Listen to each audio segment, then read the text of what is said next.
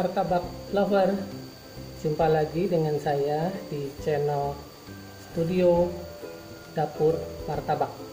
Kali ini saya akan membagikan kembali resep martabak versi yang lainnya. Agak berbeda memang dari versi-versi sebelumnya.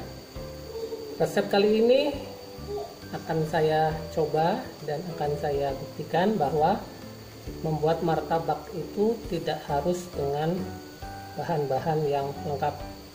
Resep kali ini saya mencoba cukup dengan 3 bahan, yaitu tepung terigu protein sedang sebanyak 250 gram, gula pasir sebanyak 2 sendok makan, dan soda kue. Jadi kita pakai hanya 1/4 sendok teh. Apakah dengan 3 bahan ini hasilnya cukup baik? Yuk kita lihat. Jangan di skip ya teman-teman, biar tidak gagal paham. Kita mulai ya teman-teman. Pertama, sudah saya siapkan tepung terigu protein sedang. Di sini saya menggunakan segitiga biru, dan saya juga menggunakan air sebagai pelarut, air matang ya teman-teman, agar lebih higienis. Jumlahnya kurang lebih 300 cc.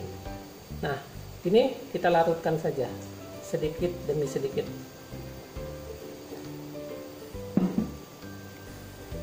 Jangan langsung dikocok ya teman-teman, kita aduk saja dulu sampai betul-betul siap untuk kita kocok nantinya. Ini sengaja saya tidak menggunakan mixer ya teman-teman, karena biar tidak overmix. Samping itu juga saya ingin membantu untuk teman-teman yang lain agar yang tidak punya mixer tetap bisa membuat martabak. Boleh pakai whisk yang balon. Di sini saya menggunakan whisk yang tipe spiral. Ini kita aduk dulu.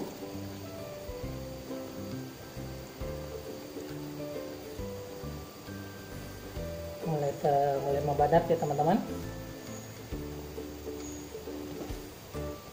Membadat. Ya. Jadi memasukkan airnya secara bertahap saja sebanyak 300 cc. Nah, ini sudah bersatu ya antara tepung dengan air. Ini saya singkirkan dulu ya biar mudah kerjaannya.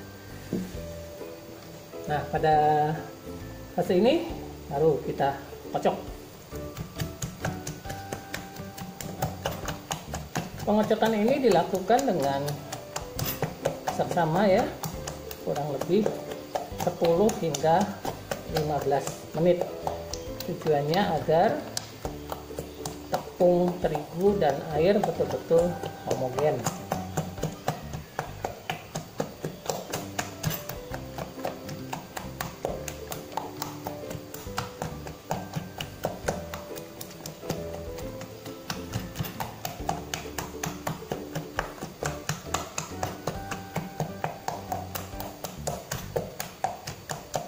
Nanti ketika kita sudah lihat hasilnya homogen, baru kita masukkan gula.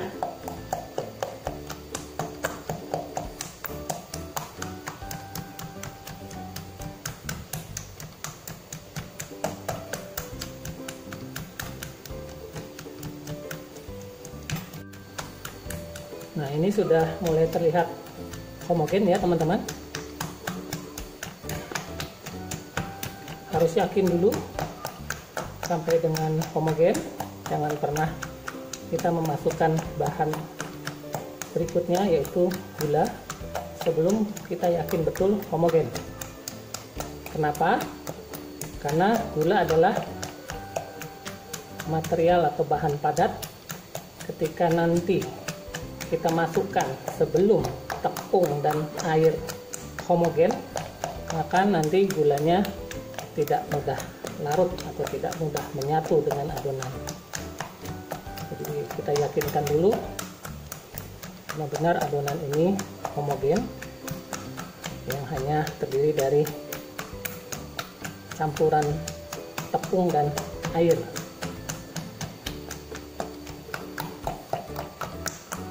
Nah, ini sudah homogen ya teman-teman. Langkah berikutnya kita masukkan gula, masukkan saja semuanya.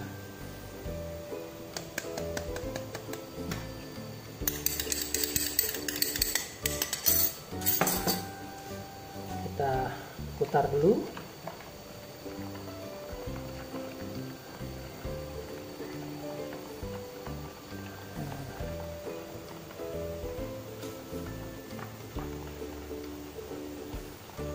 Ya, sudah menyatu.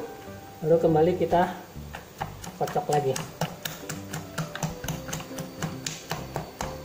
Lakukan pengocokan ini kurang lebih 10 hingga 15 menit.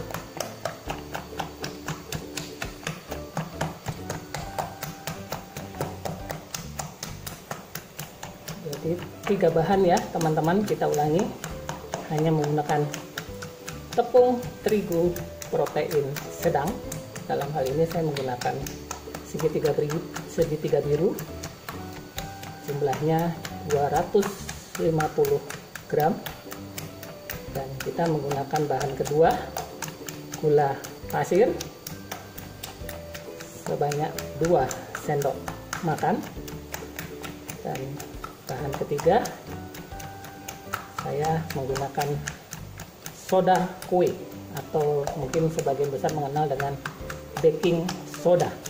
Jangan tertukar ya teman-teman, soda kue atau baking soda, bukan baking powder. Jadi kita menggunakan soda kue atau baking soda. Kita buktikan apakah dengan 3 bahan ini hasil akhir kita nanti martabaknya cukup bagus, mengembang, bersarang, dan apakah lembut. Saya tidak menggunakan telur sama sekali. Jadi telur itu memang membuat tekstur daging lembut. Makanya ini kita buktikan apakah tanpa telur dia mengembang, apakah tanpa telur dia lembut, apakah tanpa telur martabak kita akan mengembang dan bersarang.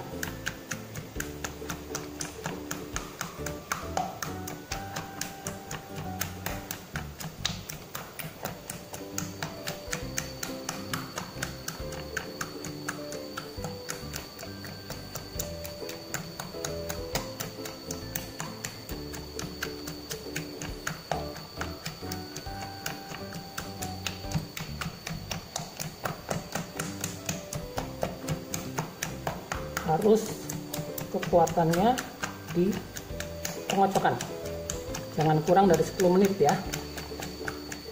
Jadi 10 menit hingga 15 menit, karena kita benar-benar tidak menggunakan kekuatan telur untuk mengembangkan adonan kita. Maka andalan kita untuk mengembangkannya adalah proses pengocokan ini.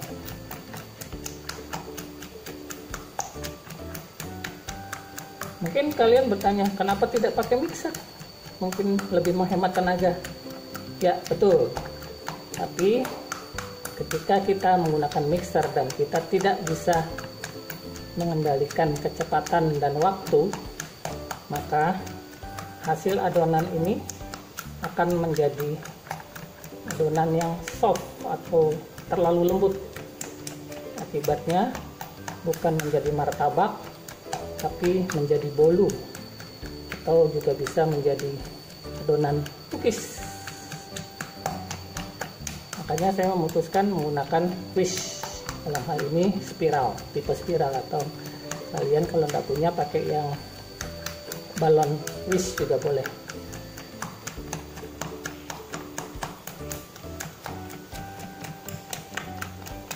Jadi keberhasilan martabak kita bisa mengembang sempurna karena tidak pakai telur, maka kita mengandalkan kekuatan pada proses pembuatannya, yaitu dengan cara mengocok dengan optimal. Nanti toh akan mengembang juga.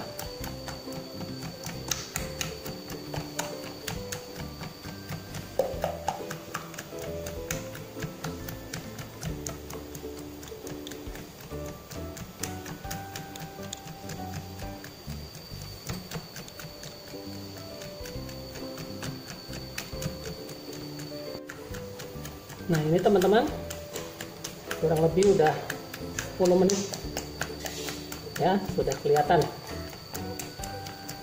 homogen. Nah pada saat ini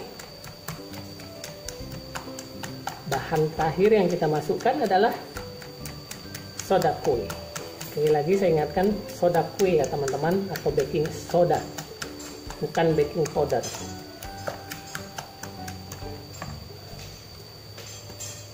Hanya ini sudah saya siapkan ya, hanya saja jangan kita masukkan langsung, tapi kita larutkan dulu dengan air. Mengapa? Karena soda kue ini tidak nanti memberikan kesan rasa getir. Takarannya 1/4 sendok teh saja ya teman-teman. Larutkan, aduk.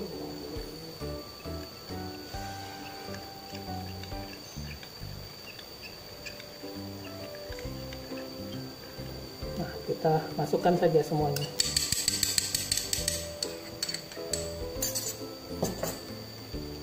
Ya, kita putar-putar, kita aduk biar menyatu merata ke seluruh bagian adonan.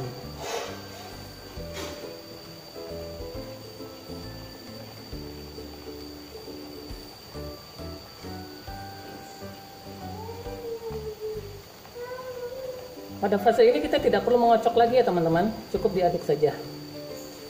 Karena soda kue sudah masuk. Kalau kita kocok nanti akan terjadi overmix, sama halnya saat kita menggunakan mixer. Kalau overmix dampaknya nanti malah menjadi adonan kue cookies atau kue bolu. Sementara martabak dibutuhkan adonan yang kokoh, berserat, bersarang dengan sempurna. Nah ini sudah menyatu ya teman-teman, sudah menyatu, homogen. Langkah berikutnya adalah tinggal kita istirahatkan atau kita resting selama kurang lebih 1 jam hingga 2 jam, lebih boleh. Jangan lupa kita tutup dengan kain agar tidak ada segala sesuatu yang masuk ke dalam adonan. Kita tunggu ya teman-teman 1 jam ke depan.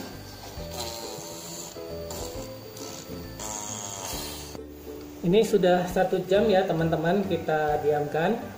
Yuk kita lihat hasilnya bagaimana. Nah, berbuih ya teman-teman. Itu artinya adonan kita sudah siap panggang, dan buih ini hasil kerja yang optimal dari soda kue atau baking soda yang kita berikan saat kita tadi mengadon. Nah ini sudah saatnya kita cetak ya teman-teman. Tapi sebelum dicetak, kita yakinkan dulu, kita aduk supaya hasilnya lebih baik. Ya, konsistensinya pas ya teman-teman. Ya. Yuk, kita cetak. Baik teman-teman, kita siap memanggang ya. Sebelum kita memasukkan adonan ke panggangan, kita siapkan dulu loyang yang akan kita pakai. Kita siapkan panasnya. Kita nyalakan kompornya. Dalam penentuan panas loyang ini sangat amat penting untuk keberhasilan kita membuat martabak. Karena adonan sebagus apapun, sebaik apapun, seteliti apapun, bila kita tidak cermat dalam cara memanggang, maka hasil martabak kita pun tidak akan berhasil dengan baik.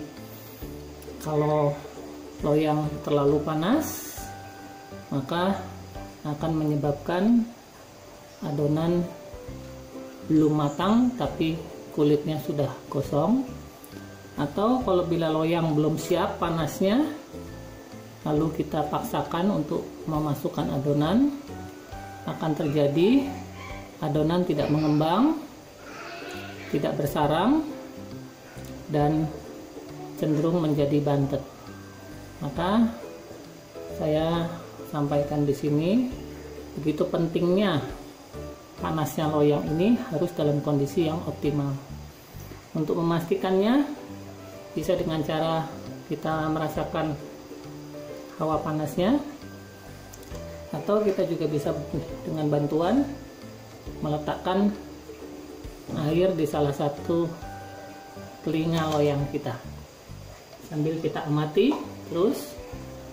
Bila titik air ini sudah mulai mendidih, maka loyang kita sudah siap.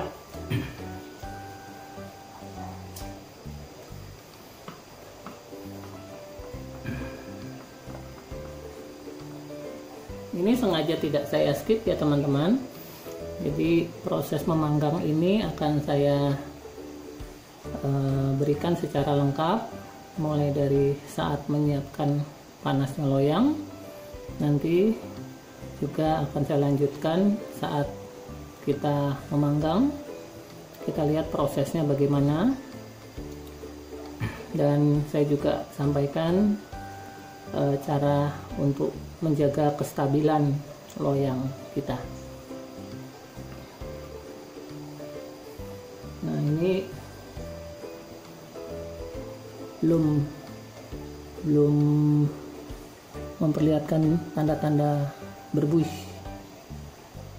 Kita nantikan saja ya teman-teman, jangan bosan, karena tujuan saya hanya satu, ingin memperlihatkan proses memanggang dengan baik. Ikuti kecermatan kita dalam mengatur panasnya loyang. Nah, ini mulai kita lihat teman-teman, mulai melihatkan gelembung-gelembung didihan air. Ini tandanya panas sudah merata. Nah, pada fase ini api mulai kita kecilkan ya teman-teman.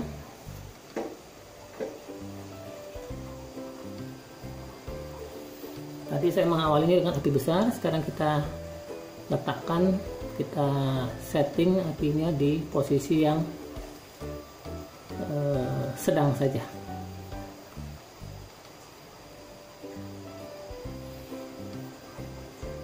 Nah, kita tunggu sebentar lagi ya teman-teman, biar yakin benar.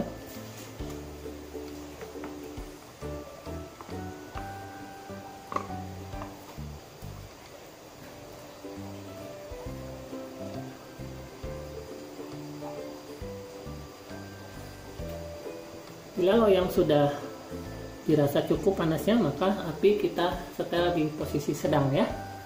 Jangan terlalu besar, karena kalau terlalu besar nanti adonan cepat gosong sementara dagingnya belum matang. Ini adonan sudah saya siapkan ya teman-teman.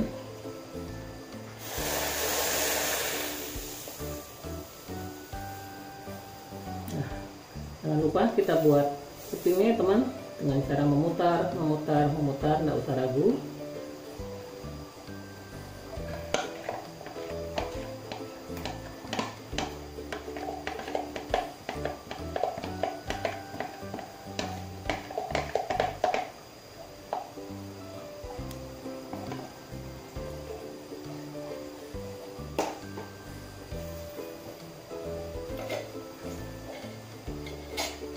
Nah, tahap berikutnya kita mulai mengamati proses memasaknya ya teman-teman. Kita bisa lihat mulai timbul gelembung-gelembung dari pinggir loyang. Ini menandakan bahwa memang panas sudah merata. Dan kuping yang kita buat ini, cangkang ini, tujuannya adalah untuk menjadi ukuran kita seberapa optimalnya panas loyang ini. Bila kuping ini cepat berubah menjadi lebih gelap, bahkan seperti gosong, itu tandanya api terlalu besar. Dan kita juga amati gelembung ini akan merambat sampai ke tengah adonan. Nah, kunci keberhasilan bersarang atau tidaknya adonan kita itu ditentukan oleh api ini tadi, besarnya api. Kalau terlalu kecil, api tidak bisa membuat titik didih yang optimal bagi adonan. Sementara kalau terlalu besar, maka soda kue yang kita masukkan itu akan menjadi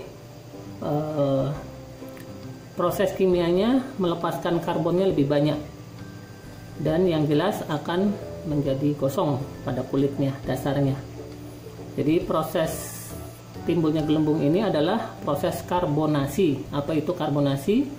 Itu proses kimia yang terjadi dari bahan pengembang kita, yaitu soda kue, yang terkena efek panas. Jadi panas di sini sebagai katalisator proses kimia dari karbonasi, pelepasan gas karbon. Jadi gas karbon yang terbentuk inilah yang membentuk sarang-sarang pada daging martabak kita. Nah, mulai terlihat ya teman-teman, sudah mulai merata. Dan kita amati cangkangnya ini masih dalam warna kuning kemasan. Jadi artinya api kita pertahankan seperti ini, stabil. Nah, kita amati terus. Ini sengaja tidak saya skip ya teman-teman. Kita amati terus sampai dengan gelembung-gelembung ini pecah spontan. Itu artinya kerja dari proses karbonasi, pelepasan karbon dari soda kue yang ada dalam adonan karena efek panas ini bekerja secara baik. Nanti bila gelembung ini sudah pecah secara sebagian besar, maksud saya, maka saat itulah saat yang tepat untuk memasukkan taburan gula. Nah, ini udah kita lihat ya teman-teman, ini udah pecah spontan, ini pecah spontan sesuai dengan apa yang kita harapkan. Bila nanti sudah pecah semua, baru itulah waktu yang tepat untuk kita memasukkan gula.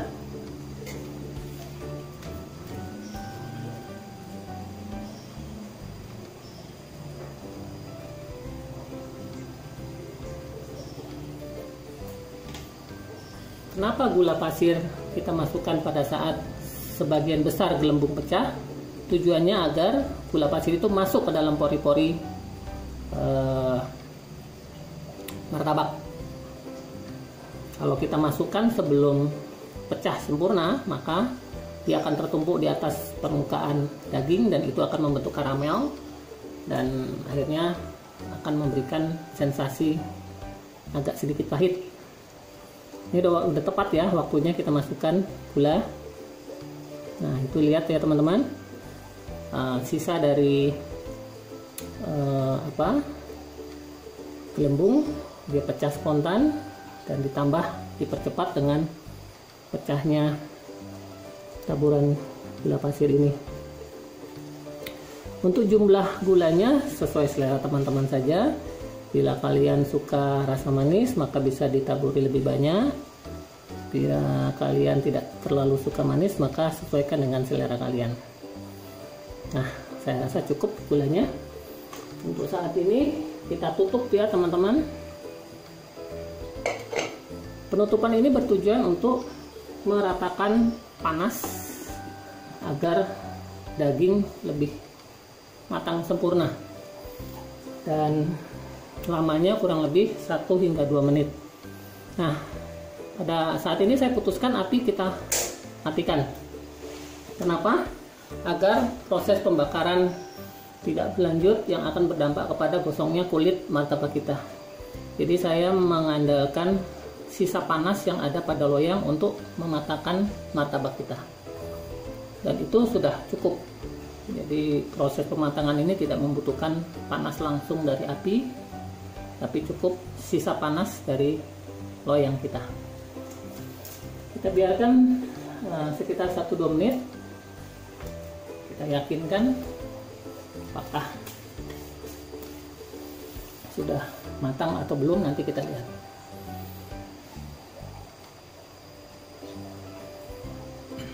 Ini kurang lebih sudah 1 menit ya teman-teman. Kita lihat. Nah, kita lihat masih ada bagian yang basah dari gula yang kena efek panas ya. Kita yakinkan dulu biar matang sempurna.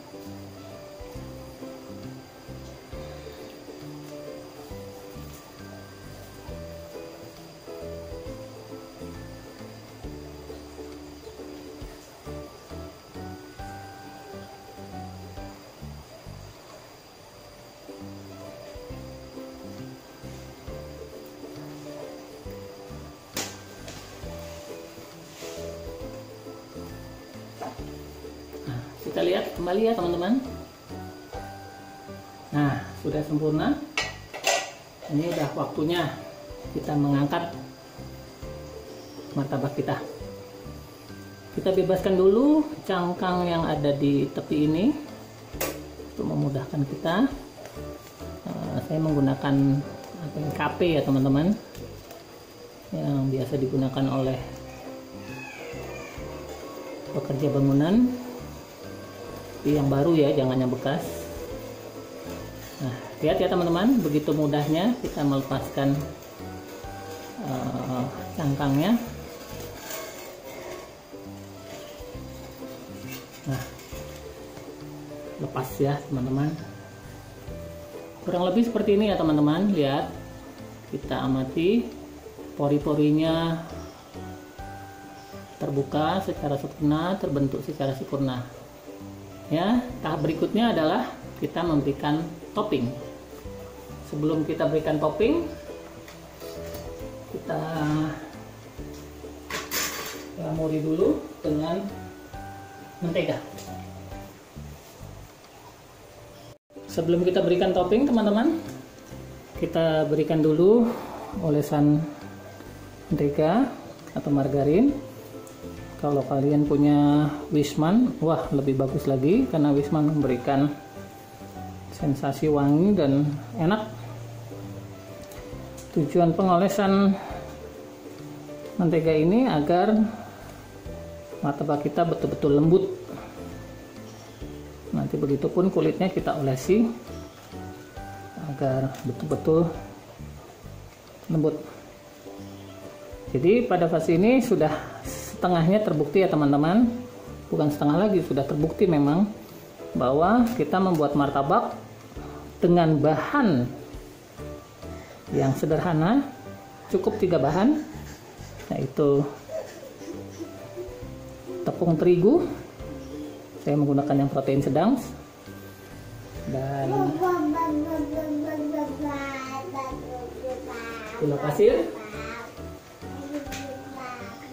Saya menggunakan 2 sendok makan, dan soda kue, bukan baking powder ya teman-teman, soda kue atau baking soda. Ini sudah saya oleskan. Tahapan berikutnya adalah kita potong. Tujuannya agar nanti pada saat kita melipat lebih mudah. Nah, ya teman-teman ya, hasilnya kuning kemasan, tidak ada tanda-tanda kosong.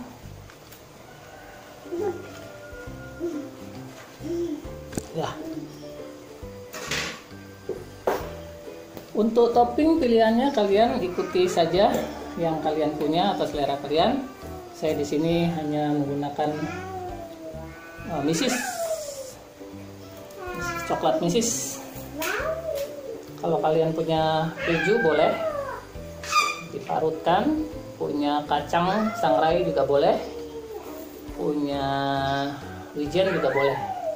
Kebetulan saya belum belanja, jadi yang ada di rumah saya menggunakan misis. Dan perlu dipahami, sebenarnya membuat martabak itu cukup murah, yang mahal itu di topping ya teman-teman. Jadi martabak itu justru mahalnya di topping. Kalau di proses pembuatan dagingnya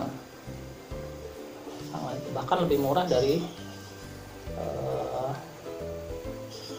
kita membuat makanan lain. Nah, untuk jumlah toppingnya sesuai selera kembali ya teman-teman. Nah, saya di sini tidak terlalu suka manis, makanya saya berikan secukupnya saja. Nah, setelah kita taburi misis, kalau punya wijen juga boleh, punya kacang juga boleh, kita lamuri dengan susu kental manis. Tujuannya apa? Untuk mengikat topping kita dan untuk mendapatkan juga rasa gurih dari SKM ini. Untuk jumlahnya juga sesuaikan selera ya teman-teman. Kalau yang suka manis dibanyakin, kalau yang tidak suka manis maka sesuaikan saja. Nah, kita lipat ya teman-teman. Nah, karena sudah saya potong jadi melipatnya mudah. Iya, gimana? Cantik sekali teman-teman. Tidak ada gambaran kosong pada kulitnya, sempurna ya, bisa kita lihat. Nah, pada ini kita olesi lagi kulitnya agar lebih lembab.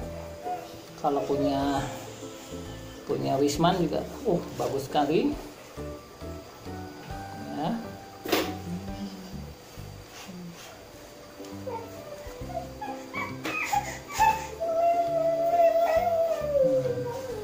Di belakang ada background suara bayi laki-laki saya, baru 1,5 tahun, bayi ganteng, namanya Amar.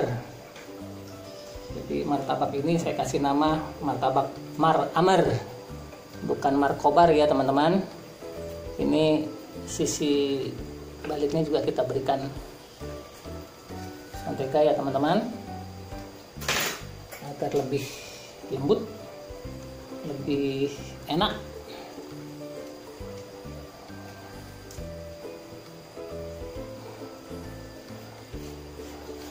Kalau punya Wisman, waduh, pasti lebih menjanjikan rasa. Cuman ya kita pahamilah Wisman tuh mahal ya. Kita coba membuat yang ada di rumah saja. Nah,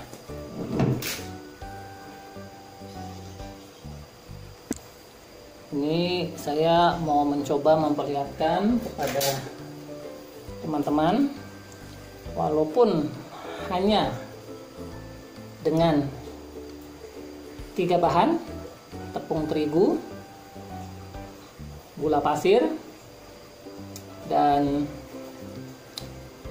soda kue, hasilnya bisa terlihat jelas ya teman-teman, bersarang sekali. Nah, fokusnya saya perbaiki, lihat ya teman-teman, bersarang sekali.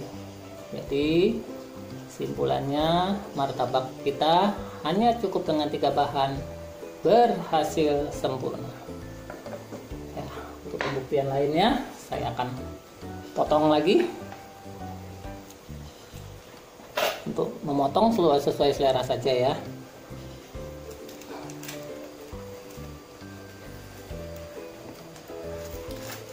Wah, pemotongnya juga keras, menandakan bahwa crispy. Nah, ini. Nah, lihat teman-teman, begitu bersarang sekali. Sisi yang lain juga ya, bersarang sekali. Dan nah, lihat, begitu kenyal, walaupun tanpa telur, kenyal sekali ya. Saya kira itu dulu teman-teman. Proses pembuatan martabak dengan bahan sangat ekonomis, cukup 3 bahan, dengan hasil yang tidak kalah dengan resep saya sebelumnya yang lebih lengkap. Ini cukup simpel, dan saya harap teman-teman bisa mencobanya di rumah untuk jadi menu sajian keluarga. Dan kalau teman-teman berkenan, silahkan di-share ke media sosial kalian. Dan saya sangat berbesar hati, berbangga hati kalau kalian berkenan men-subscribe channel saya agar lebih berkembang. Dan tidak lupa saya sampaikan banyak terima kasih atas dukungan kalian. Sampai jumpa lagi pada video tutorial seputar martabak berikutnya. Salam martabak lover.